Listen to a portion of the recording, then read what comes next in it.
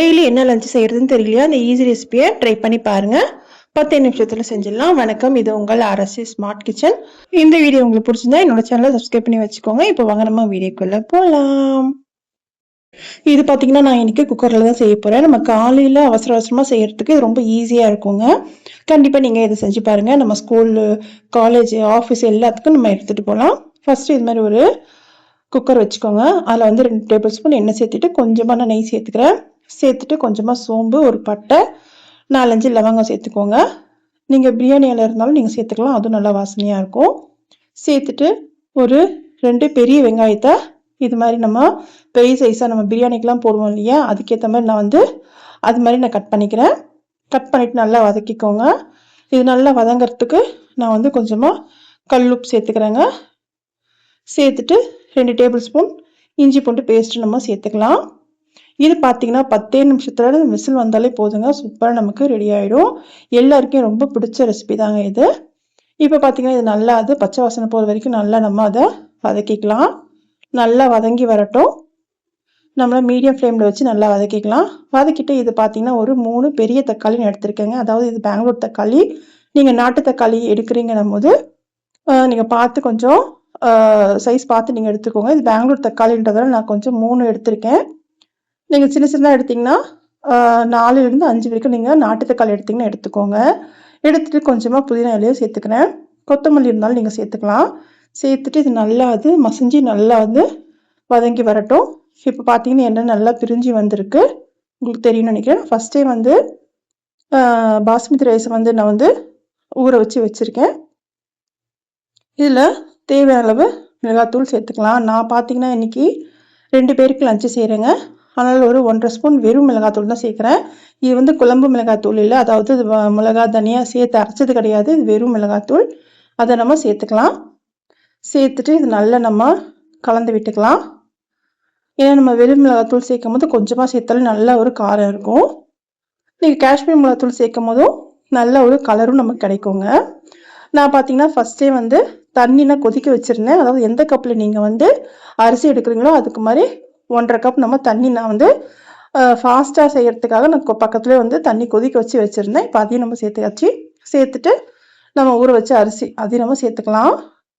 சேர்த்துட்டு நல்லா நம்ம கலந்துட்டு இந்த சமயத்தில் உப்பு அதெல்லாம் டேஸ்ட் நீங்கள் பார்த்துக்கோங்க. பார்த்துட்டு அப்படியே நம்ம மூடி வச்சிடலாம். இது நல்லா கொதிக்கட்டும். கொதிச்சதும் நம்ம வந்து மூடி வச்சிடலாங்க.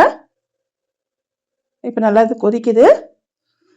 நம்ம இப்போ வந்து குக்கர் வந்து மூடி போட்டு மூடி வைக்க வரும். பார்த்தீங்கன்னா உங்களுக்கு தெரியுதா, தண்ணியோட அளவு வந்து கொஞ்சமாக கம்மியாக இருக்குது. ரொம்ப கம்மியானவனப்புறம் நீங்கள் மூடாதீங்க. ஓரளவுக்கு ஒரு இது தெரிகிற மாதிரி இருக்கிற வரைக்கும் நம்ம தண்ணி இருந்தாலே கரெக்டாக இருக்கும்.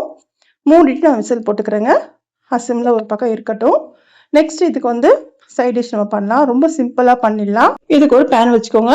இதில் கொஞ்சமாக நம்ம எண்ணெய் ஊற்றிக்கலாம். கொஞ்சமாக கடுகும் கொஞ்சமாக சீரகம் சேர்த்துக்கிறேன். ஏன்னா பசங்களுக்கு வந்து கடுகும் சீரகம் அதிகமாக இருந்தால் பிடிக்காதுன்றதால கொஞ்சம் கொஞ்சமாக சேர்த்துக்கிறேங்க. சேர்த்துட்டு இது எல்லாத்தையும் வெறும் மிளகாத்தூள் தான் சேர்க்குறேன். ஒரு 1/2 ஸ்பூன் தான், 1/2 ஸ்பூன் இல்லை 1/4 ஸ்பூன் வரைக்கும் நீங்கள் சேர்த்துக்கோங்க, கரெக்டாக இருக்கும். அந்த எண்ணெயில நல்லா அது பொரியட்டும். சிம்மில் வச்சுக்கோங்க, தீஞ்சிரும். இந்த சமயத்தில் நான் வந்து உருளைக்கிழங்கு வந்து தோலெல்லாம் சீவிட்டு இது மாதிரி சின்ன சின்னதாக கட் பண்ணி வச்சுருக்கேன்.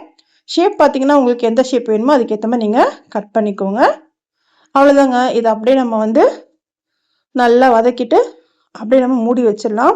இது பார்த்தீங்கன்னா 2-3 நிமிஷத்தில் நமக்கு சூப்பராக ரெடி ஆகிடும். சாப்பிட்றதுக்கு ரொம்ப நல்லாயிருக்கும். கொஞ்சமாக நான் வந்து பெருங்காயத்தூள் வந்து தூவிக்கிறேங்க. தூவிட்டு நம்ம நல்லா கலந்து விட்டுட்டு அப்படியே மூடி வச்சிடலாம். மூடி வச்சிங்கன்னா சூப்பராக நமக்கு உருளைக்கிழங்கு பொரியல் நமக்கு ரெடி ஆகிடும். இப்போ நம்ம வந்து பார்த்தீங்கன்னா உங்களுக்கு தெரியுதா, நிமிஷத்தில் நமக்கு வந்து உருளைக்கிழங்கு ரெடி ஆகிடுச்சு. அவ்வளோதான். நான் வந்து உங்களுக்கு வந்து இது வெந்துருச்சான்றது காட்டுறேன். ஈஸியாகவே சீக்கிரமாகவே வந்து நம்ம செஞ்சிடலாங்க. ரொம்ப டேஸ்ட்டாகவும் இருக்கும், நல்லாவும் இருக்கும். இதில் வந்து கொஞ்சமாக வந்து கொத்தமல்லியோ இல்லை கருவேப்பிலையோ நீங்கள் தூவினீங்கன்னா நல்லா ஒரு வாசனையாகவும் இருக்கும். கண்டிப்பாக நீங்கள் ட்ரை பண்ணுங்கள். இப்போ நம்ம இந்த சாதத்தை பார்க்கலாம். அவ்வளோதான், நமக்கு சூப்பரான தக்காளி சாதம் ரெடி ஆகிடுச்சுங்க. நம்ம குக்கர்லேயே சூப்பராக ஒரு தக்காளி சாதம் ரெடி பண்ணிட்டோம். அவ்வளோதான், நிமிஷத்தில் நமக்கு முடிஞ்சிடுச்சு. இப்போ பார்த்தீங்கன்னா கரெக்டாக அது வெந்து கரெக்டாக வந்துருக்கு. நான் அரிசி நான் உங்களுக்கு எடுத்து காட்டுறேன் பாருங்கள். அரிசி பார்த்தீங்கன்னா ஒரு நம்ம ஆரம்பிக்கும் போது ஊற வச்சேங்க.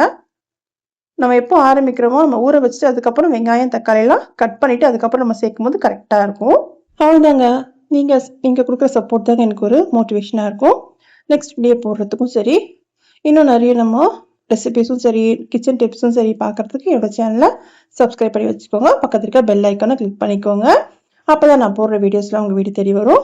இந்த வீடியோ உங்களுக்கு ரொம்ப பிடிச்சிருந்தா உங்கள் ஃப்ரெண்ட்ஸ் அண்ட் ஃபேமிலிக்கும் ஷேர் பண்ணுங்கள். மறக்காமல் ஆர்எஸ்டி ஸ்மார்ட் கிச்சனை சப்போர்ட் பண்ணுங்கள், சப்ஸ்கிரைபும் பண்ணிக்கோங்க. என்னோட ஃபர்ஸ்ட் சேனல் பார்த்தீங்கன்னா ஆர்எஸ்டி ஹெல்த்தி கிச்சன். அது உங்களுக்கு அதையும் நீங்கள் பார்த்தீங்கன்னா கிச்சன் டிப்ஸும் சரி, கிளீனிங் டிப்ஸ் எல்லாமே நான் போட்டிருக்கேன். அது உங்களுக்கு தேவைப்பட்டுச்சுன்னா என்னோட சேனல்லையும் அதையும் நீங்கள் விசிட் பண்ணி பாருங்கள். டிஸ்கிரிப்ஷனில் லிங்க் கொடுக்குறேன். தேங்க்ஸ் ஃபார் வாட்சிங்.